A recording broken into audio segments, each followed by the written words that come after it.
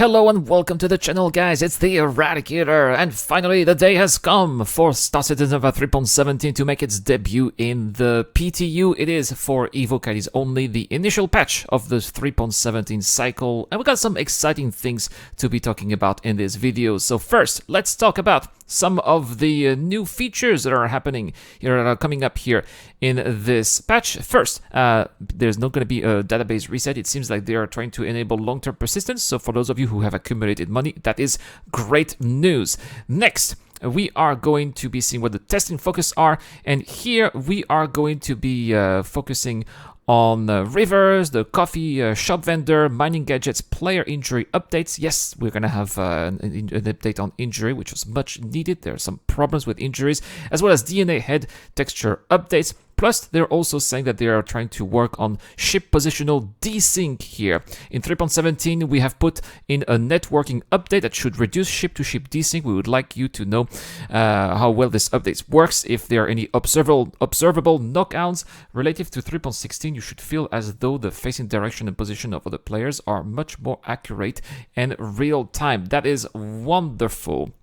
So, let's have got the new features. Lorville, Maria Pure of Heart, that we've seen in the last episode of Inside Star Citizen. We're going to talk about this also later on this channel. This is getting the priority because this is hot news, obviously. So they're implementing the Maria Pure of Our Hospital in Lorville, where players can be healed and revived, as well as purchase medical supplies. Nothing new here. Space Station Clinics variations as well. So they are updating all Space Station Clinics with new additional modules and layout to make each space station unique. River tier 0 here. This is only one river, as we talked about on the channel before, the initial implementation of river tech to enhance the ecosystems of our planet. This first iteration will add a single river with harvestables nearby onto Microtech as a showcase, with the intention of expanding this in future releases. Also, on AirCorp, we're going to have the coffee shop vendor that has been talked about multiple, pretty much everybody's been talking about the coffee shop vendor, whether good or bad, right? But the addition of a fully interactable coffee shop vendor in Area 18 with AI that will interact with 3 new usable: a hot drink dispenser, soft drink dispenser, and the drinks fridge as well, to serve the player with a variety of new drinks. They're also adding the mining gadgets here, which are going to help miners to modify the rock's properties and assist in how to mine a deposit here. There's going to be different types of gadgets that will include stats that will positively or negatively modify rock resistance, optimal charge rate, overcharge rate, instability, optimal charge window, optimal charge rate, and the shatter damage as well. The player can attach a device physically to a mineable deposit in FPS to modify its stats, making mining either easier and safer, or quicker and riskier, depending on what you want to do. Players can currently buy these at New Babbage, Lorville, and Port Olisar, and attach them to their backpacks and equip them by hand by pressing 4, which is the default keybind, pretty much the same as the multi-tool or the healing tool, right? They can be restored again by holding R. Once a player finds a mineable rock, they can attach the gadget into it by walking or EVA up to it and holding it in their hands and holding the left button to place it on the rock. This will allow players to then modify the signal waves to align them on the mining gadget screen and activate it. Once back in the mining ship, the player can scan the rock and will notice an improvement based on the gadget used. Gadgets are retrievable after successfully mining, but it will take damage and can be destroyed if going above a safe mining levels or overcharging the rock. So you have to be really careful when you are mining, because otherwise you'll be losing those. Hopefully those are not going to be too expensive, because it's going to be a bit painful to buy them again and again and again. Next, the DNA head texture update. This is an art update for DNA archetypes heads that greatly improve the quality of all DNA heads, both for players and common NPCs. This update brings additional archetype heads while also updating base textures, wrinkle maps, and irises on the original heads. Remember those eyes with moisture? Well, that's what we're gonna get. Also, location. Locations here. So that is a I'm coughing because I'm really sad. But I suppose that this is the way it should be. All the traders out there, including myself, would be very sad to hear or read that they have separated low orbit stations and landing zones to each have their own inventories, which means that gone are the days when you could just land, for example, at Bajani Point and then take a racer and go to Area 18 and sell your cargo there. Now, you are going to have to go down to the landing zone again with your cargo ship to then sell your cargo. I mean, it makes sense because eventually cargo is going to be physicalized, but I just liked how convenient it was, and I liked the idea of using a racer to go from low orbit to the surface. But yeah, it was an exploit, and it's fixed.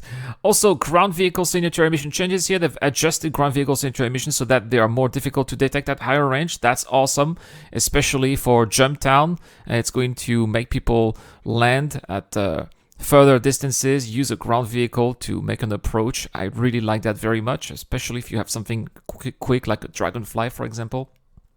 Next, player injuring polish pass. They have overhauled the injury system to increase the likelihood of injuries occurring during repeated combat encounter and decrease the chance of instant death. There is now a scaling % chance of triggering early injuries when taking damage to a body part. This is assessed each time the body receives additional wear and has a short cooldown between triggers to prevent it from occurring too frequently. Right now, injuries are not working as intended. If you get injured, basically you fall on your bottom and you can't move. Sometimes you get up, you walk a little bit, and you fall again. It's just very clunky, and I'm glad it's getting reworked and getting some polish because it really deserves some polish. Next, weapon refactor for FPS. There's an ongoing update to make procedural animations more natural for holding FPS weapons. They've also adjusted weapon sway and recoil values to add a wide range of rifles, across a wide range of rifles, including SMGs, shotguns, and sniper rifles.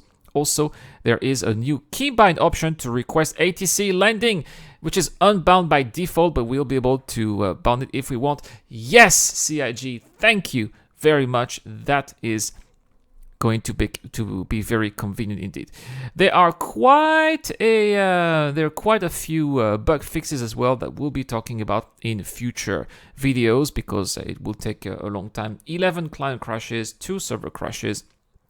Some of the current issues here. For example, there are some missing dependencies in this build that may cause ship aiming system to work inconsistently. So something that they're working on here, especially target UI being out of sync and shots that are not connecting frequently. Players can experience severe delays and failures to equip items into the appropriate inventory slots. Players are not able to complete purchases using the kiosk terminals. Yeah, they have brand new kiosk terminals that are going to be allowing for buying and selling objects. It is there using building blocks. The refinery deck terminals do not function.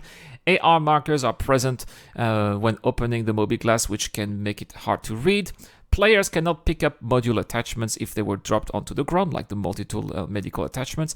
After respawning in an area with a highly populated inventory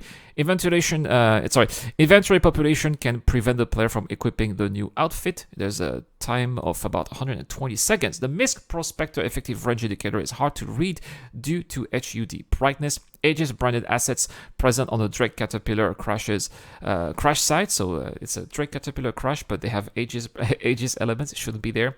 The filter in knickknacks does not function. Player can get stuck inside geometry by sitting and getting up from some boxes on refinery desks. Duplicated elevators can trap players in underground facilities or block gameplay flow. Yes, please, CIG, fix that. It's something I've been complaining in my live streams for quite some time. Many mineable asteroids cannot be scanned. Ships can explode after the player exits them. Oh, really?